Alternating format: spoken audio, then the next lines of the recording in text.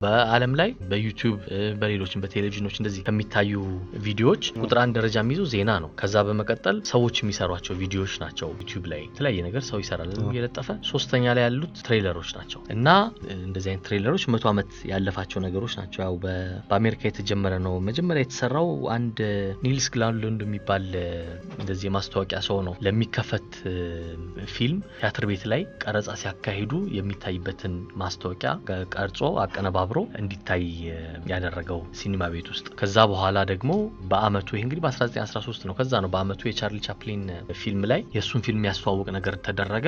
ሰዎች ያው እየወደዱት መጡ።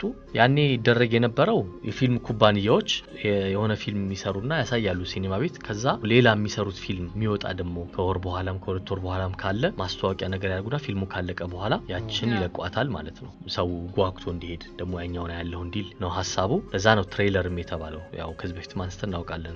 ትሬለር ማለት ተጎታች እንደማለት ነው። ፊልሙ ካለቀ በኋላ የሚታይ ነገር ስለሆነ ግን ያልሰራም ብዙ ሰው ልክ ፊልሙ እንዳለቀ ጥሎ ይወጣል። ትግስት የለውም ያን የማየት። ስለዚህ ለምን ወደፊት ደግሞ አናመጣውም ተብሎ ሲኒማ ቤቶች ላይ አሁን ምናየው ከፊት ያለው ነው። ግን በሂደት እንግዲህ ብዙ እድገቶች ተመዝግበዋል። በተለይ በ1950ዎቹ 60ዎቹ ብዙ ነገሮች ናቸው የተፈጠሩት። ከዛ በኋላ ደግሞ ህጎችም ጭምር እየወጣላቸው ደንበኛ የፊልሞችን የሚቆጣጠረው አካል ሆሊውድ ውስጥ ያለው በሲኒማ ቤቶች እንዲታይ ወይም ዲቪዲዎች ላይ VHS ላይ እንዲጨመሩ ህጎችን ያወጣሉ። ለምሳሌ 2 ሰዓት ከ2 ደቂቃ ከ30 ሰከንድ ነው ከፍተኛ ጣሪያው ለአንድ ፊልም ስቱዲዮ የሚፈቀድለት ዲረዝም የሚፈቀድለት። ግን በጣም በልዩ ሁኔታዎች በአመት አንድ ጊዜ ብቻ ከዛ እንዲያስበልጥ ይፈቀድለታል ደቂቃውን። ግን ያው አጭር ሲሆን ነው ሰዎች የምንወደው። ኢትዮፒካሊ